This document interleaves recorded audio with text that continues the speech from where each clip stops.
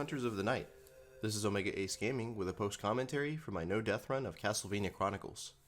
Since this game has both an original and arrange mode, I no-death ran both. I've included a link to the arrange mode in the description. If you're interested in the various differences this mode offers, check it out. I've also included links for anybody who simply wants to watch gameplay without the commentary, so check them out if you prefer raw gameplay. So here's something fun and exciting I discovered just last year. If you hold both L1 and R1 when we're selecting a mode, you can access 3 different sound modules. This game took me a ton of practice, so to keep things fresh, I frequently change them. My favorite, which you're hearing today, is the Roland General Standard module.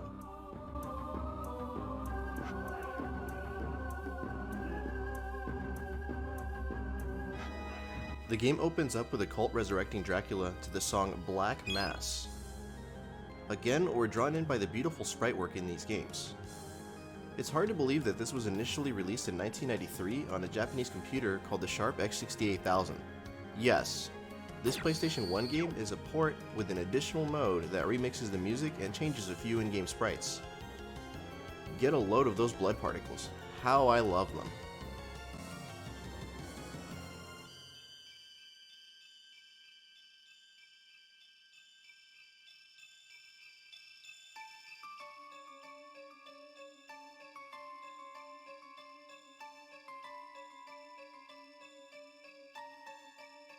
The eerie title theme is also fantastic. Did I mention that this game has 2 of my favorite songs in the entire series? I'll point them out when we reach them.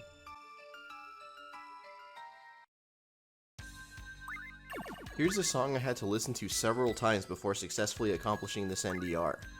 This ominous track is titled Something Loopy. If you happen to try the Sharp X68000 version of this game, you'll notice a song that plays when inserting the 2 discs into the computer. This song, also found in the PlayStation version's sound test, is titled Load BGM. And here's a fun fact within a fun fact. Load BGM is featured as the level 4 theme in Castlevania The Adventure Rebirth for the Nintendo Wii. Strange, right? I've included this version of the song in the video description. Castlevania Chronicles is actually a remake of Castlevania for the NES. For this reason, you're going to notice some overlap in the levels, music, and enemies. With this in mind, the opening track should come as no surprise. This beautiful track is called Vampire Killer.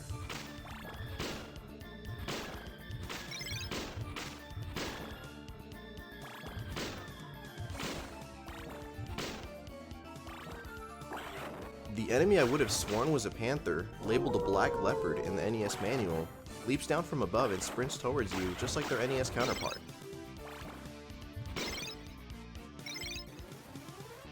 The zombie makes yet another appearance. Like the other games in the series, they mostly just approach you. FYI, Castlevania Chronicles has a low amount of official art, so we'll be using a combination of in-game sprites and what little art this game has to offer.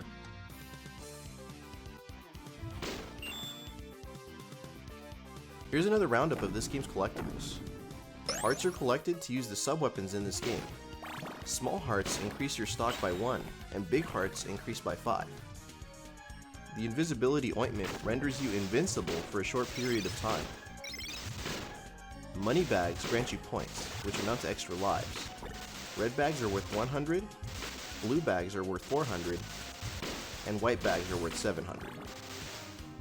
Meat restores half of your life gauge. The 1-up increases your remaining lives by 1. The Chain Whip raises the power of your whip, level 2 granting you a longer range of attack. The Roman numerals, named the double and triple shot, allow you to use your sub-weapon twice and thrice consecutively. The Rosary, not mentioned in the manual, eliminates all on-screen enemies.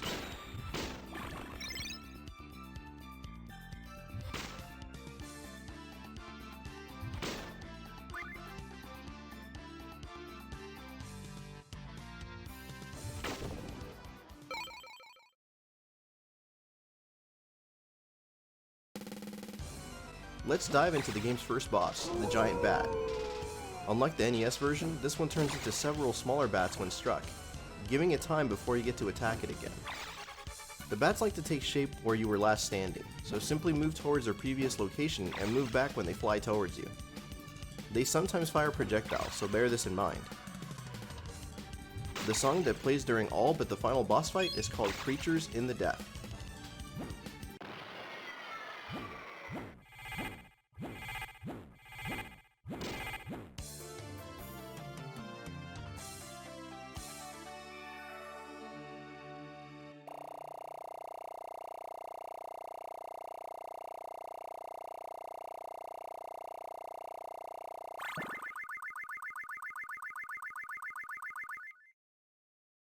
The all too familiar map from Castlevania 1 makes a return. It looks drastically different in the arrange mode. I personally prefer this one. And here's a level that is entirely absent from its NES counterpart. The song that plays here is called Thrashered in the Cave. The snot walls do little to slow down Simon. These quickly became cumbersome with each subsequent playthrough. Just let me through already. And how can I forget to include a bat in the bestiary? Yes, big surprise, this game has bats too. For anyone curious about where this fits in the overall timeline, Castlevania Chronicles takes place in 1691, 100 years after Castlevania 2 Belmont's Revenge for the Game Boy.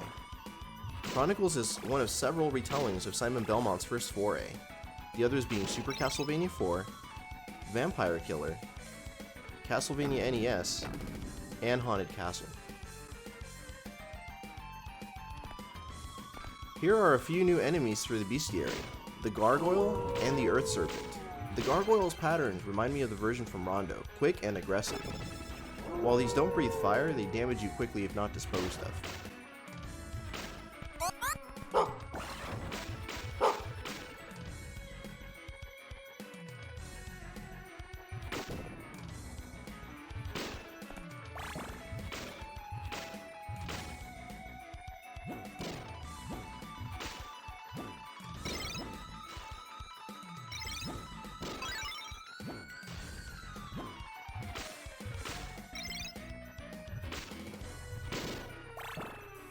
Up above was a recurring enemy, let's call it the Skeledragon. I chose not to engage it this time. Behind it there's a hidden bard that offers you items depending on how many times you strike him. For anyone curious about that, I approached this bard in my arrange mode run. Can you call this lion's head a bestiary entry?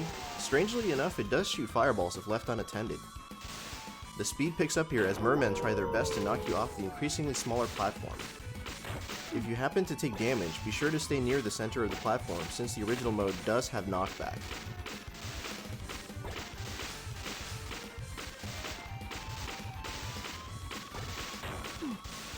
As you saw just now, I did encounter a close call. This brings up an interesting point. What little artwork is public for this game was initially found in the Sharp X68000 version's files, titled omake1.pic and omake2.pic. These are also found in the Castlevania Chronicles port.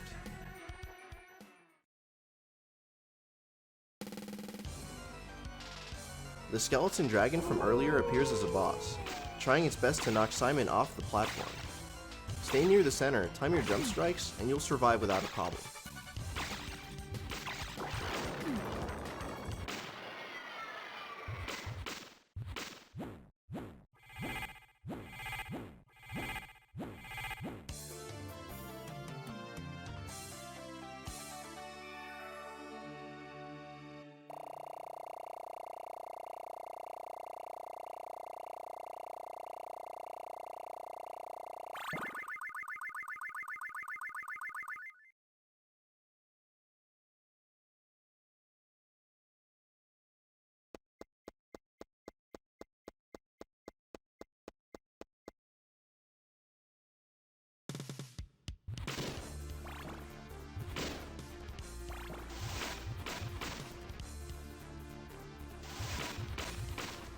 Recognize this track? Yes, it's remixed to the point of being barely recognizable.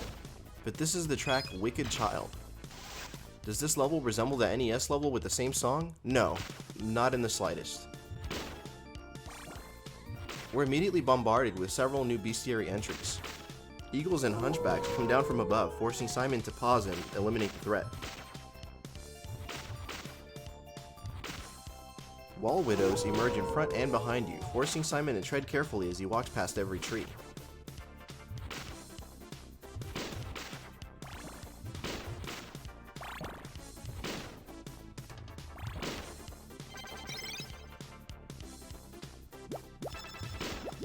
Bubble phantoms emerge from the fountain.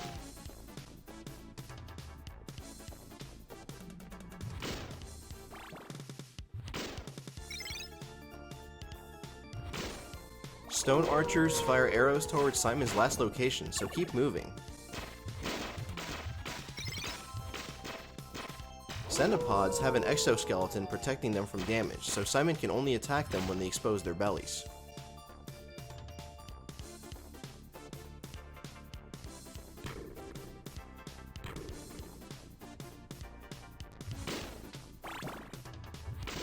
Giant toads leap towards Simon, often extending their tongues. Blue ravens have a pattern very similar to their NES counterpart, therefore it's best to eliminate them from a safe distance. Mud women, jiggle physics and all, slowly approach Simon, being strong enough to take a minimum of 8 whip strikes. Overwhelmed yet? I certainly am.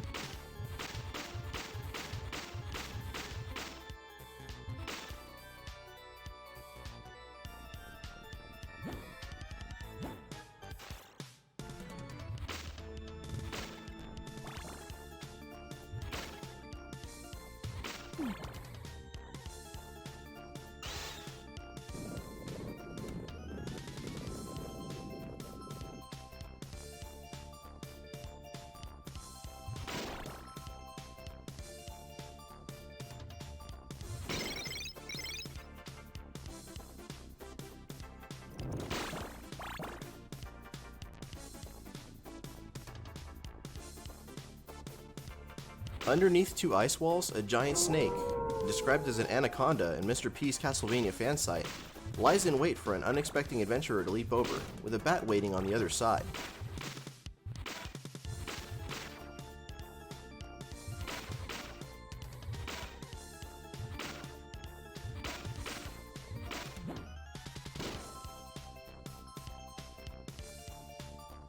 Notice the giant vampire in the background? Its design closely resembles Nosferatu's Count Orlok from the 1922 silent film. Skeletons also wait below for Simon to toss their bones at him.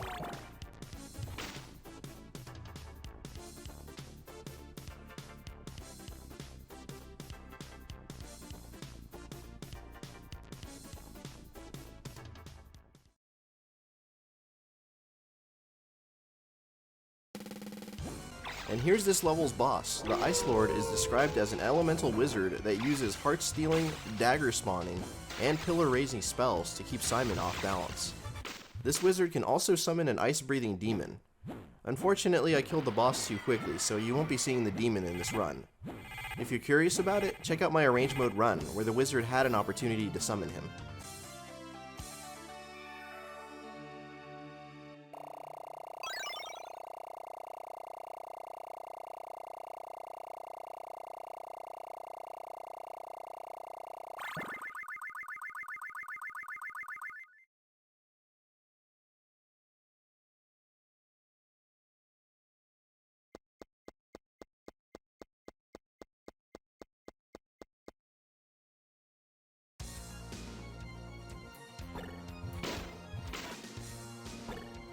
Recognize the banging tune? You bet your ass you do. The level 4 theme is called Bloody Tears, quite possibly the most famous song in the entire franchise.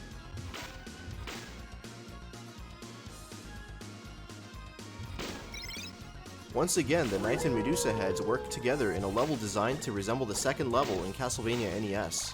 The bone towers from the same game are not too far ahead, forcing Simon to slow down and tread carefully. This trio of enemies makes this level really challenging.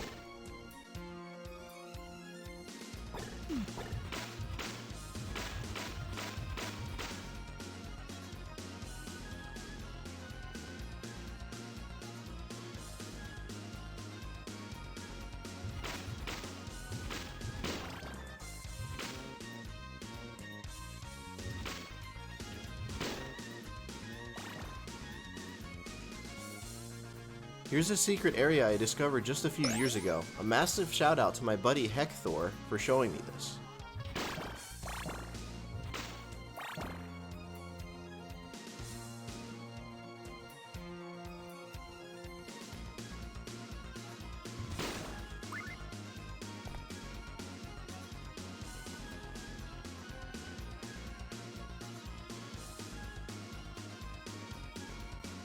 The candle on the far left contains meat that disappears almost immediately. You have to drop down and go up the stairs without a moment's hesitation.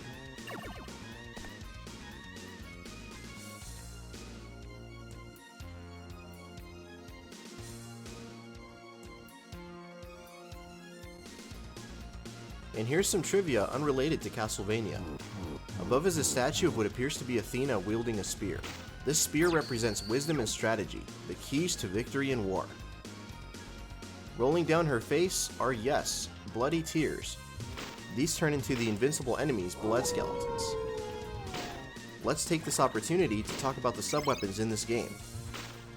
The classic battle axe lobs in an arc, hitting enemies above and in front. The holy water, which drops in front of Simon, deals multiple hits of damage as it lingers.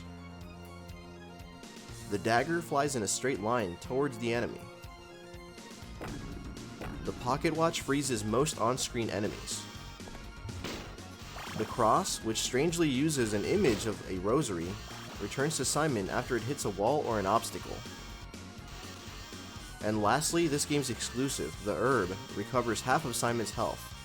I opted against using the herb during both of these runs.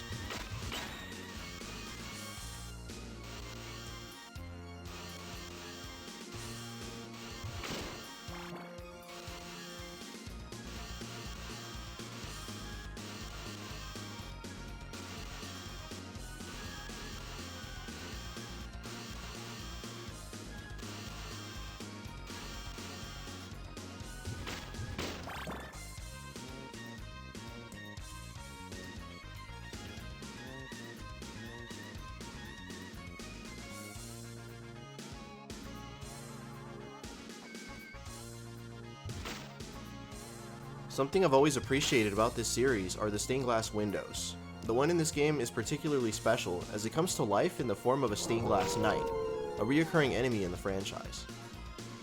I used to approach this knight as it backs away and eventually it explodes on its own. But I found out from observing other players that simply fleeing the scene protects me from the flying glass that results in the explosion.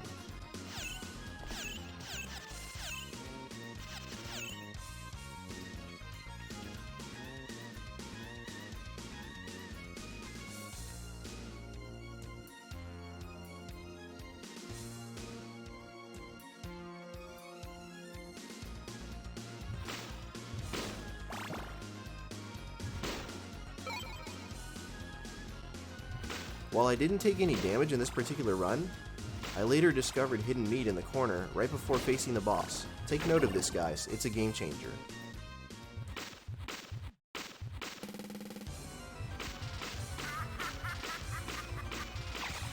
And here's this level's boss, Medusa. In Castlevania NES, you face a giant Medusa head, but you face her as a whole in this game. By crouching in this particular spot, I found that you negate a good amount of her attacks. Of course, this doesn't guarantee you protection from all of her attacks, but it definitely helps. A major difference in the Sharp X68000 is that Medusa does not have invincibility frames, which means spamming 3 crosses eliminates her almost instantly. Let's take a moment to enjoy this death animation. I love the snake on the cross.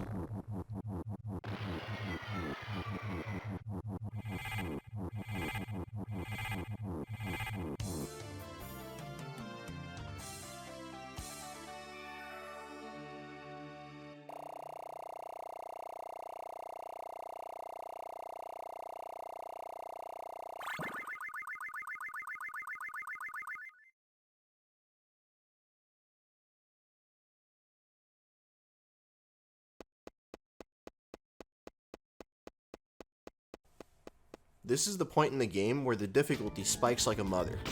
The song in this level is titled Tower of Gears. I feel the chaotic nature of the music is very fitting. This level kicked this shit out of me.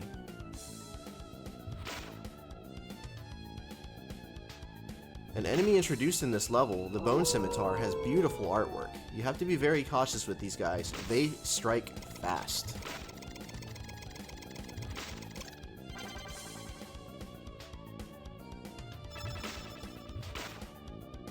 This was the level that I spent the majority of my time practicing.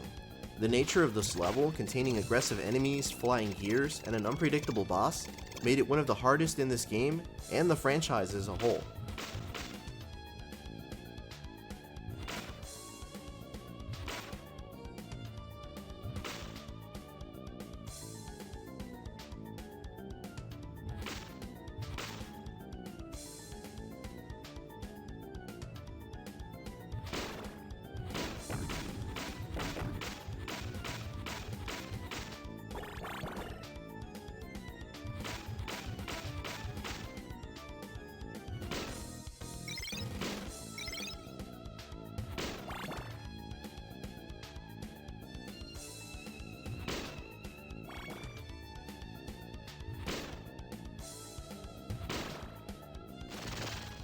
This spot was one where I slowly came to terms with the fact that I would get hit by either the Medusa head or the spiked ball every time.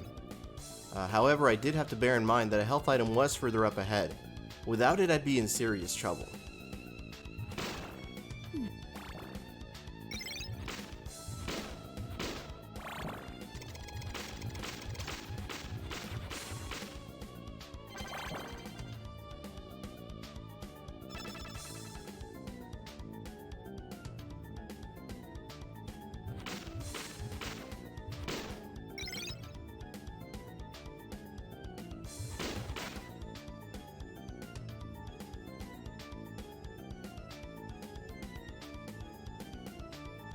And here come the falling gears. They're everywhere, guys.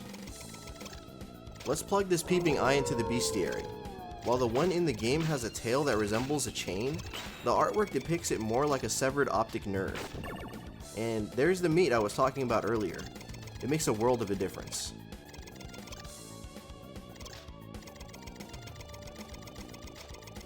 With the gear, peeping eye, and stairway, this section took me some time to figure out back in the day. Many people don't know that this was one of the very first Castlevania games I'd ever played, even before the first NES game. I never forgot the confusion I experienced having picked this game up from Funkoland. I expected it to be more like the two previous games I'd played, Circle of the Moon and Symphony of the Night. Instead, this and Super Castlevania 4 opened my eyes to how different the first half of the series was before the Metroidvanias became the standard.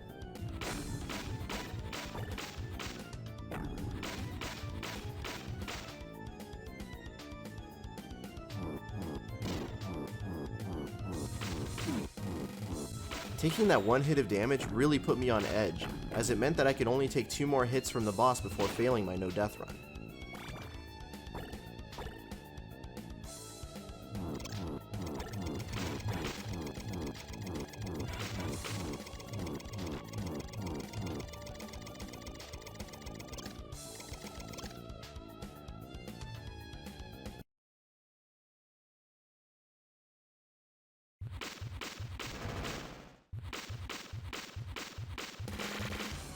And here's the 5th level's boss, the werewolf. Given her erratic behavior, I had to spend a considerable amount of time practicing this fight to better understand her patterns.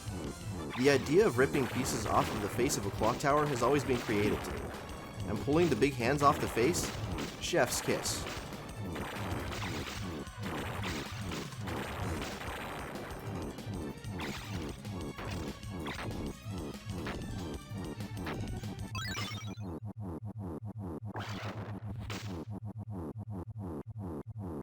I never quite understood the mantle flying away with her body, but hey, whatever.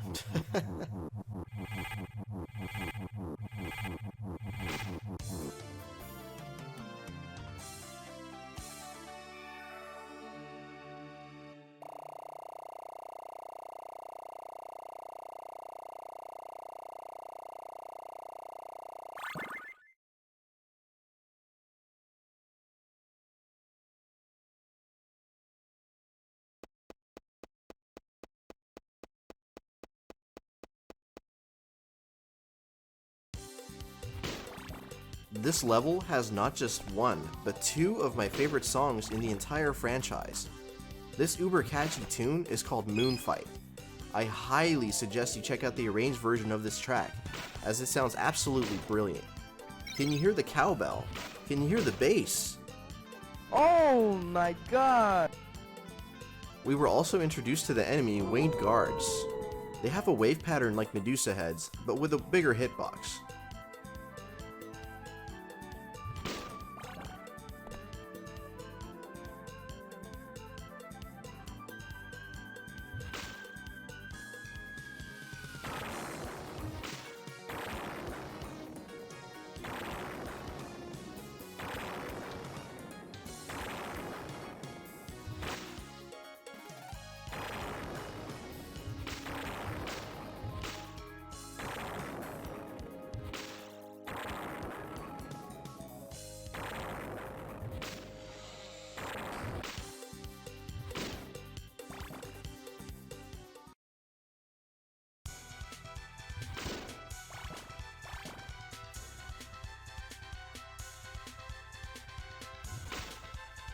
And here is the second song.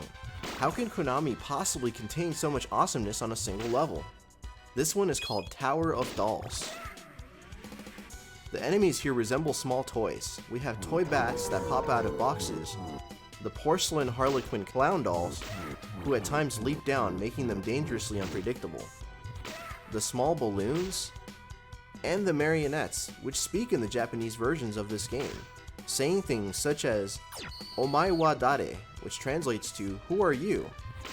Gairi nasai, which translates to Get out. And when attacked by Simon, they say Yamete, which translates to stop, and Iya, which means no when defeated. While it is not my gameplay, I did include a clip from World of Long Plays of the Sharp X68000 version in the description, so you can hear them for yourself. While I haven't quite reached the boss yet, I recommend you start slowing down with your hearts by this time. Collect hearts sparingly at this point in the level. At that moment, I slipped up and fell between many enemies. I honestly didn't expect to survive this run and felt really hopeless. However, the rosary really helped me clear the enemies, fixing my mistake.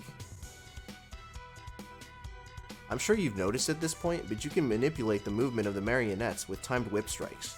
This is key to eliminating them safely.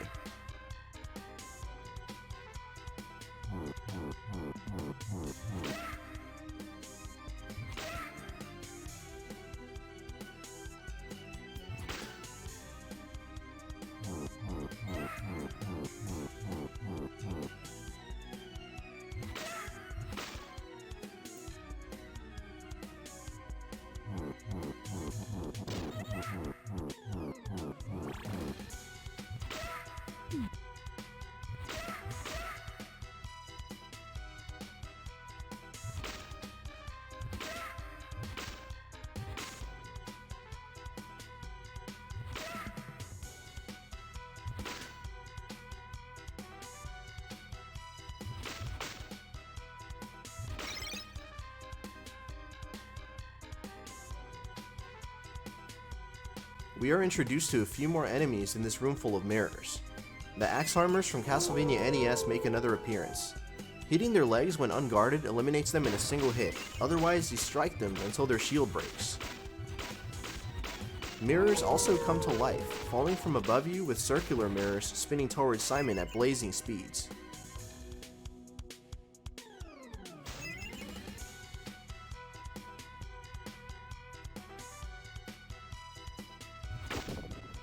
You'll notice that as soon as I reached the meat, I started throwing a lot of crosses. This was so that I could get my heart count to 0. If I have even a single heart, the boss mimics my sub-weapon, throwing them all over the place. Here's a really obscure fact. If you manage to loop original mode 5 times, a group of mirrors reveals an image of Simon Belmont. If a layer is removed from the game's data, it reveals an image of Simon crouching and smoking a cigarette with a Japanese text reading, "Here's fake Simon."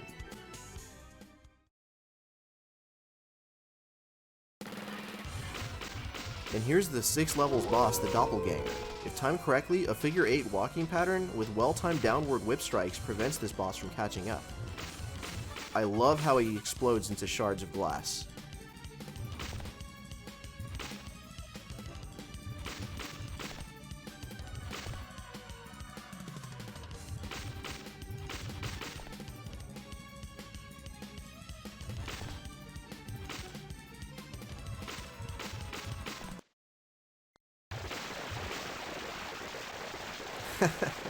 You'll notice that I did a bit of celebrating there. Compared to this stage, the next one is not particularly difficult, aside from the boss fight itself.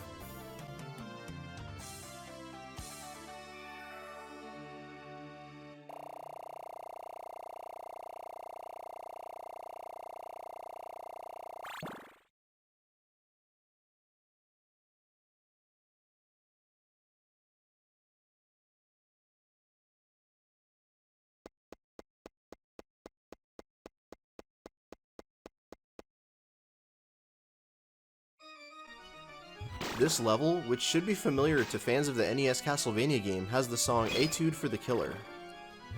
We're soon introduced to exploding skeletons. If not disposed of immediately, they burst into bones that harm Simon if they make contact.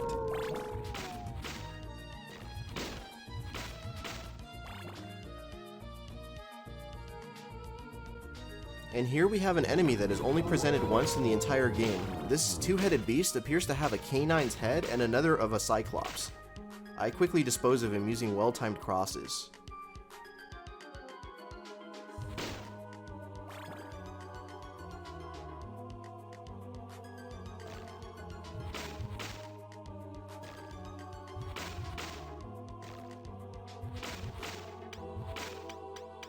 This creature, which I will call an arachne skeleton, steps away with each whip strike, marching forward after. It can simply be ducked when marching towards you.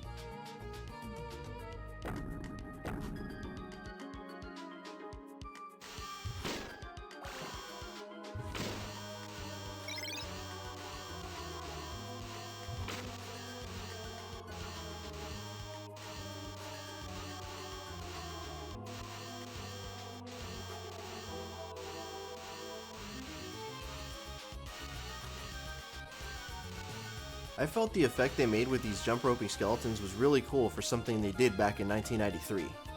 The corpses scattered throughout the level are really neat too.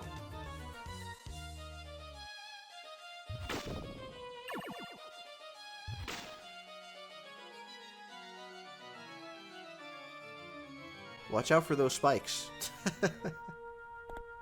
Notice the faces above the swinging blades. This level's full of creepy details like this.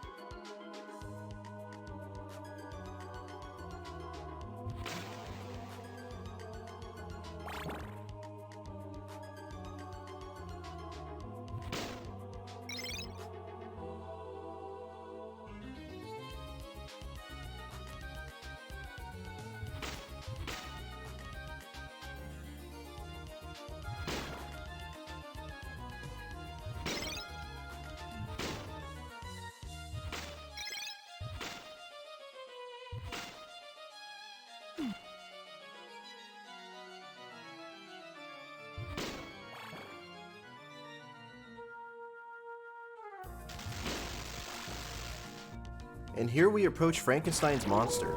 This used to be a boss in Castlevania NES, but he has since been demoted to what I can only describe as a sub-boss. I use the term loosely since you can opt against fighting him. I prefer to back away and use the ledge above to leap over him.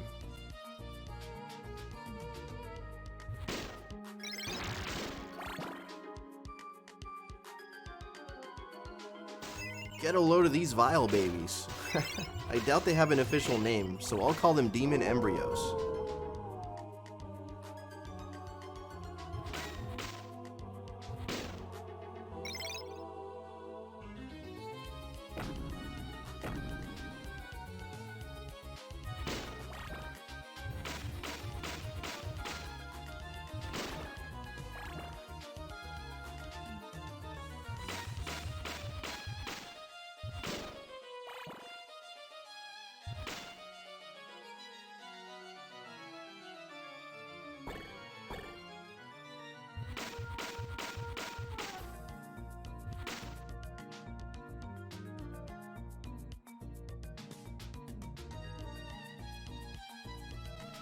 Remember the wall meat that was in the stage in Castlevania NES? Yep, it's still there. And here's the famous hallway that leads up to death. But is it a hallway this time? We appear to be outdoors now.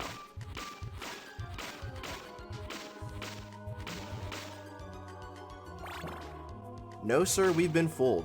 What appeared to be an outdoor area was simply a painting. Creative stuff from the artist there. Definitely take your time and admire the frames on this screen. The game devs had a lot of fun here.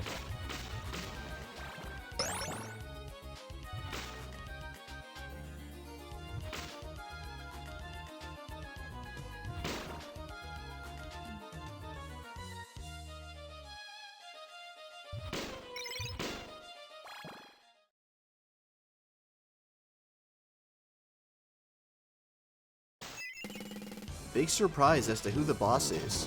The Grim Reaper poses a major threat here as each attack deals a whopping 1/4 of damage to Simon's health. With only 2 hits, I was on the ropes and nearly lost my run. I can't express how relieved I was to have survived that battle.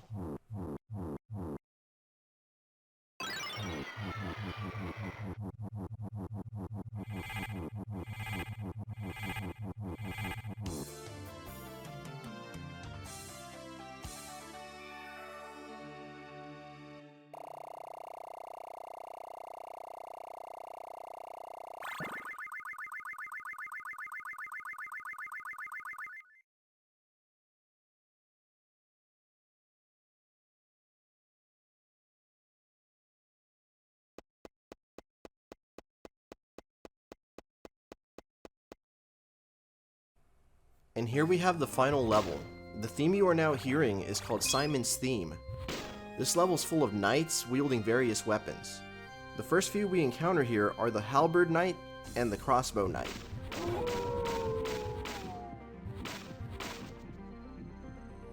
I sometimes wish I had something to measure my heart rate while recording footage so you guys could have noticed how intense things got for me as I slowly made my way through the final level.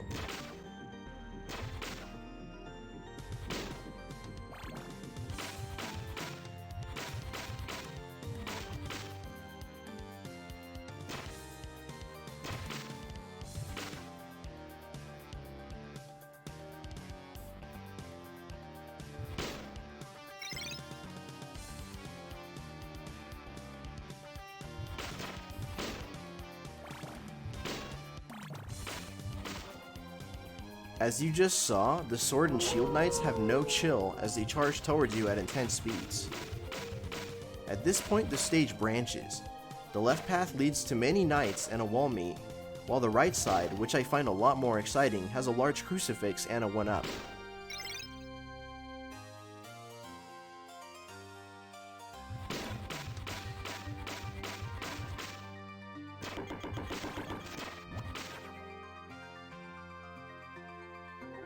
The Mace Knights have an incredible range, with an extended cooldown period.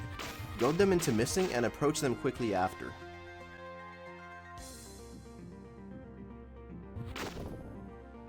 And here's the crucifix. What are you supposed to do? Read from the Bible, of course. Since this is a no-death run, I didn't grab the 1-up.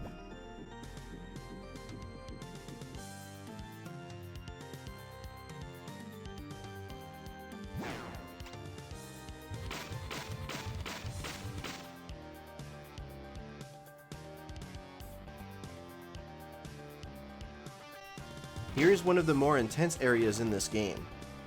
The Flame Knights are only vulnerable to attacks when they're swinging and often launch a fire wave obscured by the flames in the foreground. Look out for falling debris and chandeliers, and keep an eye on those knights.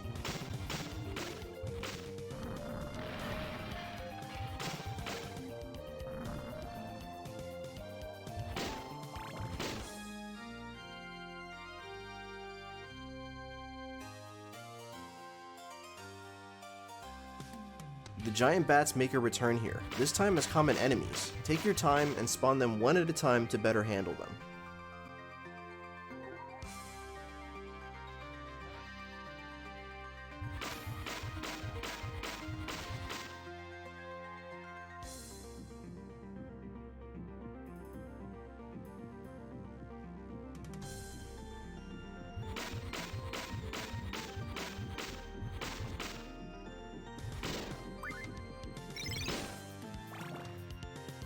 And here it is, folks, the big one, the no death run killer. This jump is pixel perfect and it blows. My best advice is to carefully line up the edge with the front of Simon's rear boot. I've died many times here from mismeasuring the jump.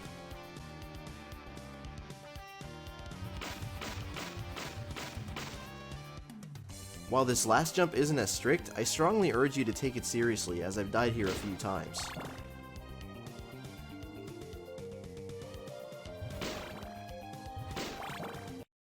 I nullify what I can only describe as vampire ninja maids with the stopwatch. While their patterns aren't too crazy, it's best to play it safe this close to the end of the game.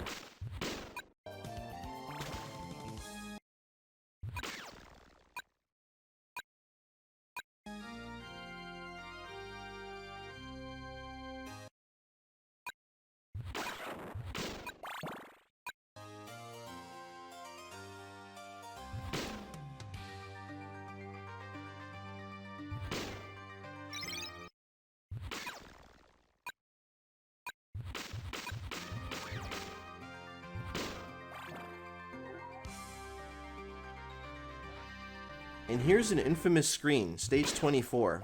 I once miscounted the number of black leopards in the room and sent a brave soldier to his death. ecmyersvids, I apologize.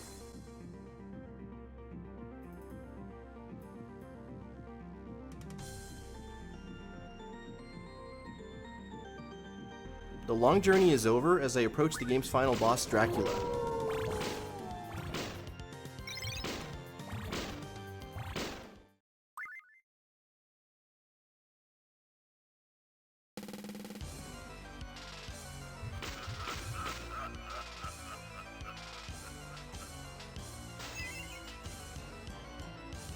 Keep a close distance, and with proper timing, you can strike his face twice per teleportation.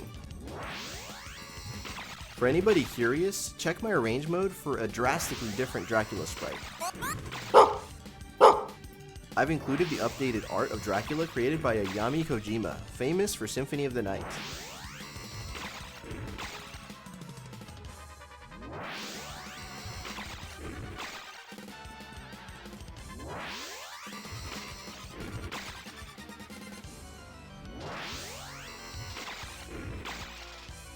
Watch as his bloody head hits the ground.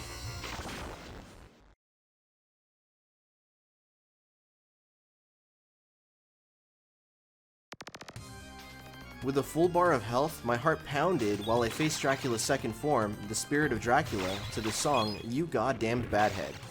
Yes, that's the actual name. Well-timed holy waters slowed down his animation, giving you an opportunity to strike him more.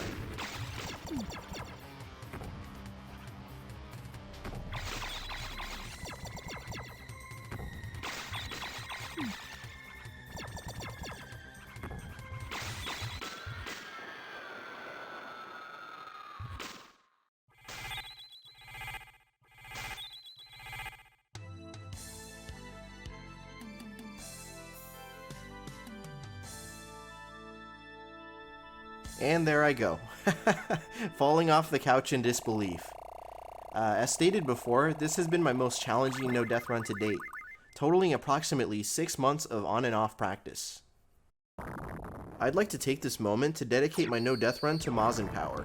His insane amount of no death runs motivated me to pursue my journey of no death running the entire Castlevania franchise.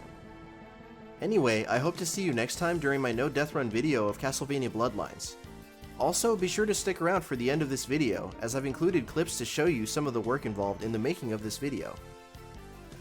I hope you enjoyed this video. If you'd like to see more content like this, I'm interested in this. Please consider hitting the like button, subscribing, and turning on the notifications, as it does help keep the channel going. This is Omega Ace Gaming, and thanks for watching.